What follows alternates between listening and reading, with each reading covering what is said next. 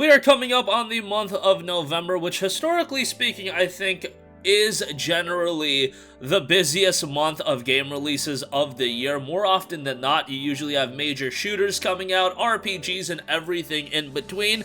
Would say that this isn't the heaviest November in the world, but still a lot of big titles are dropping, so let's take a look at the top 10 games coming in the month of November, and let's start off with one that I am very excited for, and that is Final Fantasy XIV Endwalker. Final Fantasy XIV has been going on for a very long time. It has made one of the most miraculous recoveries that I've ever seen in gaming, given that the original Final Fantasy XIV was not at a very good state. Then A Realm Reborn came, and I wouldn't say A Realm Reborn right off the bat was fantastic, but it was a lot better. And then we continue to build and build and build, and with Heaven's Ward, Stormblood, and every other expansion, it has become a very well-rounded experience, and now we have the latest expansion in Endwalker featuring the climax of the story, and it is going to be another major expansion that'll be extending the story even further. And by the way, as far as MMO stories go, like, I'm not very well-versed in all of the different MMOs and all of the lore attached to them, but Final Fantasy XIV has a very good story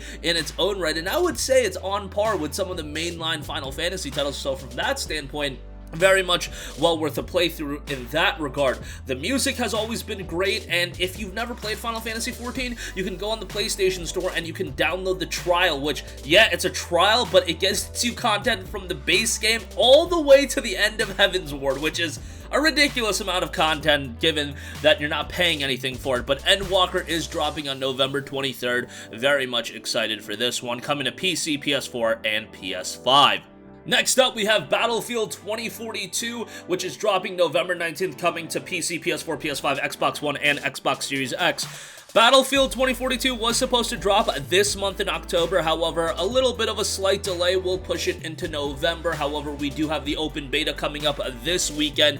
Battlefield 2042 is looking to be a gargantuan first-person shooter, and while it is coming to the PlayStation 4 and Xbox One, it remains to be seen how those versions are really going to be received by the public, but the PlayStation 5, Xbox Series X, and PC versions are really where it's going to be at, with 128 players, a variety of different game modes, and yes, while there isn't any single-player campaign, remember how Battlefield started. We're going back to a multiplayer-focused experience, and Battlefield's always been multiplayer-focused, but entirely multiplayer. It is going to feature a robust experience by the looks of it, and it is going to have some gargantuan maps. While there's not going to be a high level of quantity in the maps, the size and depth to the maps, I think, is going to be at a very high level, and Battlefield 2042, to me, signifies a return to form for Battlefield, because while the franchise has been out for a very long time, I feel like ever since Battlefield 4, maybe even Battlefield 3, each entry has had a little bit less anticipation than the previous one, from Battlefield Hardline into Battlefield 5, even Battlefield 1, and I liked Battlefield 1 a lot, and I even liked Battlefield 5, and I had some fun with Battlefield Hardline. I enjoy the games, but it's not like the Battlefield of old to me, and I think 2042 could really be a return to form, not only in the sense of it being a high level in terms of quality, but it just seems like there's an overall high level of buzz surrounding Battlefield 2042, and that's exciting in its own right because it's got some competition in the first-person shooter space come November. Okay, next up, we talked about it, Call of Duty Vanguard is dropping November 5th, coming to the same platforms as Battlefield 2042, PC, PS4, PS5, Xbox One, Xbox Series X and S. Again, Call of Duty, been around for a very, very long time, and this one isn't going to be the gargantuan multiplayer experience that Battlefield 2042 is aiming for, although you do have Warzone that kind of, covers that. This one is being done by Sledgehammer, and Sledgehammer's put out some decent Call of Duty titles. This is going to be interesting, and a big topic of conversation is the multiplayer matchmaking, combat pacing, that'll have more control over intensity and density over core multiplayer modes, and Call of Duty is going to be a franchise that I think has won over the people that are going to buy it every year. It's really hard for it to draw in newer people. That's kind of been Call of Duty's issue, but guess what? If your baseline is multiple millions and millions of people, that's a pretty good baseline to be stuck at. So we'll be seeing how Call of Duty Vanguard does. Again, it's dropping November 5th.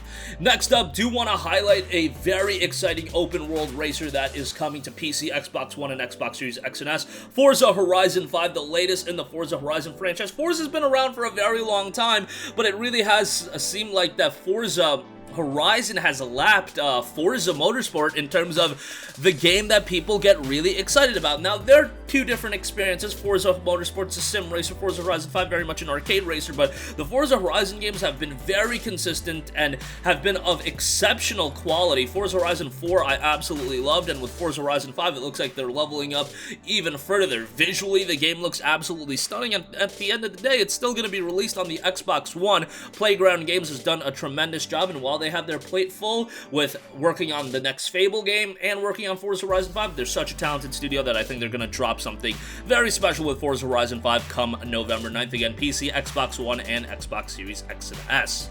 Speaking of open world games, let's go to another one. Yes, another release of everybody's favorite, The Elder Scrolls V Skyrim. We got the anniversary edition with this one. This is the latest release of Skyrim coming to PS4, PC, Xbox One, PS5, Xbox Series X and S. This version is going to be upgraded on PS5 and Series X, and of course, the big element to this, over 500 unique pieces of content from Creation Club, such as quests, dungeons, bosses, weapons, spells, and much more. So that is the selling point of the Anniversary Edition. Look, I know the majority of people that are watching this video have already bought Skyrim at least once.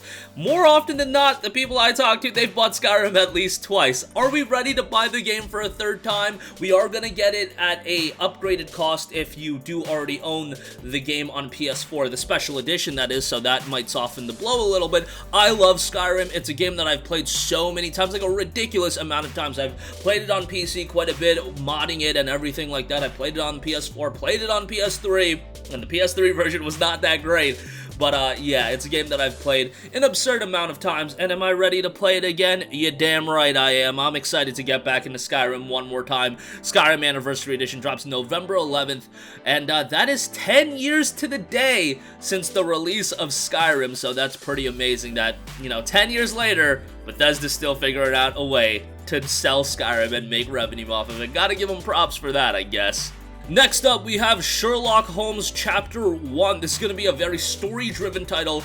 It notes, in the story-driven detective thriller, a young Sherlock Holmes struggles to prove himself as he navigates an exotic, dangerous island in the Mediterranean to investigate the mystery of his mother's death. This is coming from Frogwares, who have done some pretty good stuff. Open-world, story-driven adventure here, coming at $50, and it is a game that I think if you're a fan of more mature, gritty, story-driven experiences, I think this is going to be something a lot of people do really enjoy. So we'll see how it turns out. Also has a bit of action into it as well, so you can check that out come November the 16th. Next up, I do want to note that on Nintendo Switch, some exciting titles: Pokémon Brilliant Diamond and Shining Pearl. November 19th, of course, a Nintendo Switch exclusive. Incredibly excited for this from a personal standpoint, because Pokémon Diamond and Pokémon Pearl were the last Pokémon titles that I was super into. Like, I'll play every Pokemon release and I'll enjoy them, but Pokemon Diamond and Pearl, those are the last ones that, you know, I sunk well over 200 hours and in that ballpark, and played